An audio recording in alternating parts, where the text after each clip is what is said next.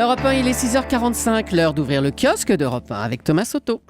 Globalement, ce matin, Julie, on solde à la une de vos quotidiens et c'est le genre de sujet qui se prête bien au jeu de mots. Alors ça donne solde, démarquez-vous pour Métro News ou encore des soldes au rabais pour 20 minutes. Au rabais d'ailleurs, pourquoi ? Tout simplement parce qu'avec les soldes flottants, les ventes privées, les pré-soldes, les Français ne savent plus où donner de la tête et devraient du coup être moins nombreux à profiter des soldes traditionnels qui commencent ce matin. Les soldes, est-ce que ça vaut encore le coup ? S'interroge d'ailleurs le Parisien en utilisant d'ailleurs à peu près les mêmes arguments que 20 minutes. Ce qui est sûr, c'est que si vous voulez décrocher ce petit haut qui vous plaît tant, Julie, mieux vaut repousser le débat à plus tard et faire l'ouverture des magasins ce matin. Libération a choisi de faire sa une sur les logements sociaux. Le titre est plutôt bien trouvé, Oui. Droit de cité pour les HLM. Oui. Et il y est question du fameux quota de 20% de logements sociaux instauré en l'an 2000 et qui est atteint dans de nombreuses villes. Ça va mieux, y compris à Paris qui vient d'y parvenir. Mais j'avoue que l'article qui a le plus retenu mon attention dans le quotidien ce matin, c'est un petit papier qui se trouve en page 8. Le titre déjà, un Belge célèbre son euthanasie au Champagne. Il s'appelait Emiel Pauwels, 95 ans, atteint d'un cancer en phase terminale. C'était une force de la nature, Emiel, puisqu'il avait été sacré champion d'Europe du 60 mètres chez les plus de 90 ans. Eh bien, il s'est éteint hier après une soirée festive. Il y avait convié une centaine de proches et les photos le montrent souriant, une coupe de champagne à la main. Quand le docteur débarquera avec son injection, je quitterai ce monde avec le sentiment d'avoir bien vécu.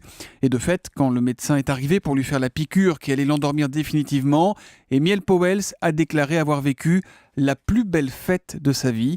Rappelons que la Belgique est un des rares pays à avoir légalisé l'euthanasie depuis 2002, légalisation sous condition toutefois. Enfin, il est beaucoup question de la famille royale d'Espagne dans la presse ce matin. Le roi et l'infante, sa fille cadette Cristina. Cristina inculpée hier car accusée d'avoir détourné plus de 6 millions d'euros d'argent public. Évidemment, ça fait mauvais genre. Le Figaro nous explique que ça tombe très mal dans une Espagne déjà en froid avec sa famille royale. Et puis dans Aujourd'hui en France, Stéphane Bern, docteur S. Gotha, se fait coupeur de tête et il estime que le roi, Juan Carlos, devrait abdiquer au profit de son fils Felipe. Europe 1, 6h48. À la une des régions, votre rendez-vous quotidien avec les régions et avec Marion Calais. Bonjour Marion. Bonjour Thomas. Aujourd'hui, les savoureuses excuses d'automobilistes de Saône-et-Loire lors de contrôles routiers. C'est à la une du journal de Saône-et-Loire, une vraie pépite.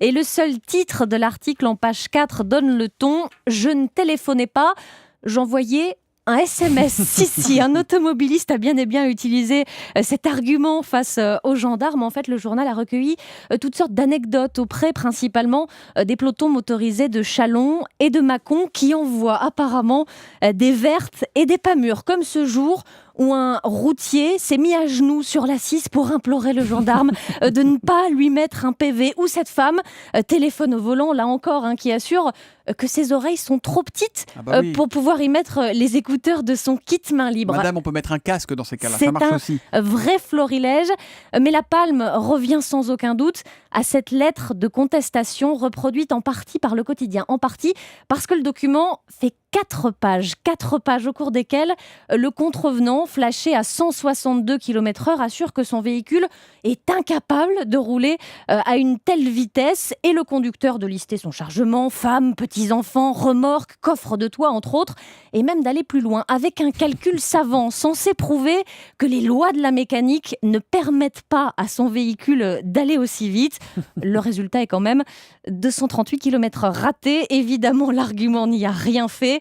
Et de manière générale, ce que disent les gendarmes dans cet article, c'est que l'arrogance lors d'un contrôle ne sert à rien, contrairement à la reconnaissance des faits et à un comportement de culpabilité. Vous savez donc ce qu'il vous reste à Vous faire. faites comment quand vous faites attraper, vous ? Je ne me fais pas attraper. C'est vrai ? Je Et vous, respecte Julie évidemment les limitations de vitesse. Julie ? Ah, moi je dis que j'ai tort, oui. Ouais, moi aussi. Moi, Moi, je c'est joue mon comme groupie, ça, en fait. Pas C'est mon d'arrogance, alors vraiment. Ouais, vous avez surtout raison, pas. excusez-moi, je le ferai plus.